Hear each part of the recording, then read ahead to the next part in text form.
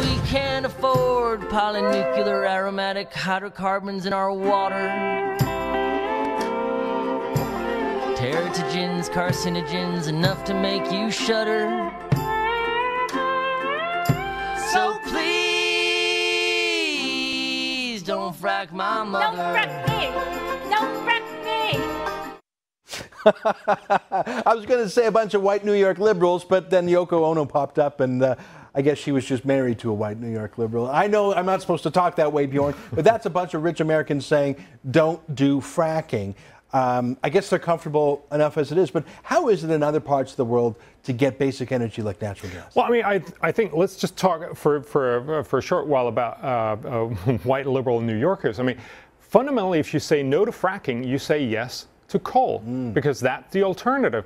Remember, the U.S. has actually transferred about 12 percentage point of their electricity production from coal to gas. That's a fantastic, that's an earth-shattering change in just a few years. They're on track to meet the Kyoto Protocol. And they are basically, they're cutting enormously more CO2 than Europe or any other place has ever managed to do, and they're making money off of it. They're making $125 billion a year.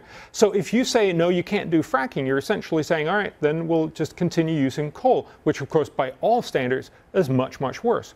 But if you look at other places in the world, it's very clear you need more energy. We talked about a lot of places, for instance, in Africa, 1.6 billion people still don't have access to electricity.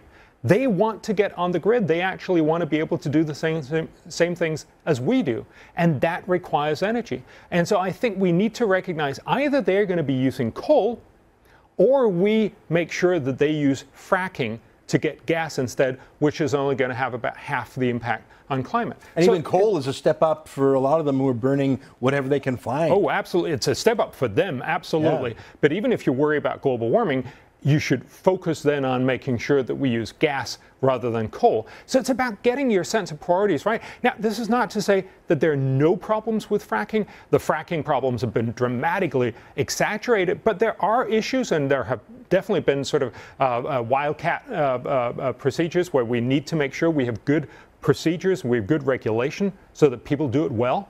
But this is, again, one of those things where you will never get absolute certainty. You need to realize there is no energy source that's absolutely risk-free, but this is one that can have much lower impact than most others that we have. It's a good point. You know, I've got nothing against coal. I get it every year for Christmas. But, I mean, just the number of deaths every year in coal mines. Yes. It's in the thousands, and we just take that for granted as normal. Oh, and much, much more. The number of deaths that come from air pollution from coal around the world is in the order of 300,000 deaths each year. Let me ask you a quick question on nuclear. I want to talk a bit more about fracking in oil sands. I mean, Fukushima, the tidal wave and the nuclear plant, a lot of bad news, but at the end of the day, actually no one was killed there, other than from the water itself, am I right? Yes. To me, that looks like a success. We should recognize, and even George Monbiot, who's a very liberal guy in Britain, he's argued that Fukushima, to him, was actually the convincing piece of evidence that nuclear is not dangerous. Yeah, I mean, the worst earthquake and tidal wave, the only thing missing was this volcano. Yes.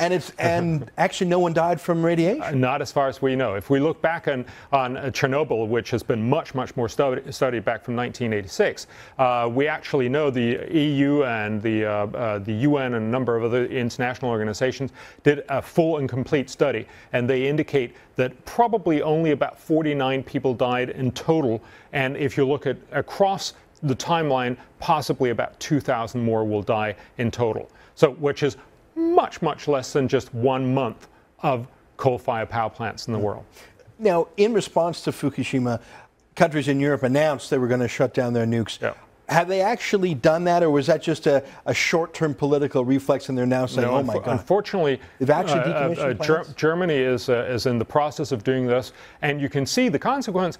They are very predictably starting to build a lot of new coal-fired power plants. Amazing. And so, where's Greenpeace? Not to pick on them, but Greenpeace is very strong in Germany. That's the biggest country. Yes. And I see the covers on their annual reports, them scaling the walls of nuclear plants.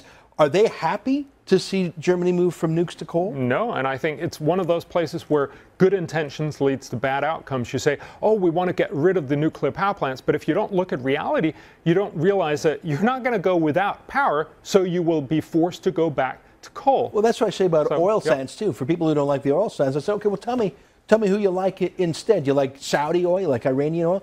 In your book, in the math you do, your calculations for rate of return, do you have a column or a category for ethics, like taking a country from a dictatorship to a democracy, or giving women the right to vote and equal status? Is that calculated at all in your human development? Unfortunately not. No, it would be pretty complicated. It'd be amazing, but we're economists in that sense, so we look at what are the effectiveness of different proposals. Well, I think now, there's liberating women would probably be the #1 thing any country could do after. There's absolutely no doubt. We know that if you liberate women, you get them better educated, you get higher productivity, you get a lot of good outcomes. But the problem is we don't know how to liberate women with money. Right. And what we're talking about, that's what the title gives away, how to spend $75 billion.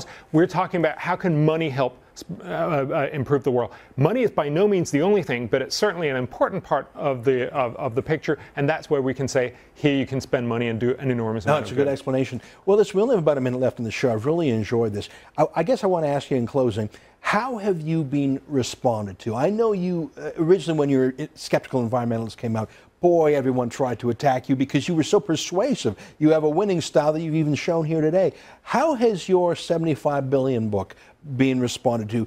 Not even the book, just the ideas. Has anyone with pockets of $75 billion responded? Has a Bill Gates in the private sector, or has a government officer with a huge budget answered you? There's definitely a lot more people willing to listen to this argument now, because I think there's a lot of people realizing the old approach didn't work. You know, the Kyoto-style approach didn't work, and our scare stories and our panic sentiment didn't work. No, we haven't convinced anyone to just spend $75 billion, but I think Bill Gates is already spending that money in that way. The Nutrition Summit that's going to take place tomorrow in London is likely to come out and say we want to do some of the things that the Copenhagen Consensus have focused on. And likewise, the high-level panel for the UN that's going to set their goals for the next 15 years just came out, and we were actually one of the most mentioned groups. So we are getting traction, and I think fundamentally it's because it's a very simple idea. If you only have limited resources, where do you get the biggest bang for your buck? And shouldn't we do that? We do that in our private lives. We do that in our organizations. Let's do that on the world stage as well. Well, it's been a pleasure talking with you today. Thanks very much. Thank you. Thank you.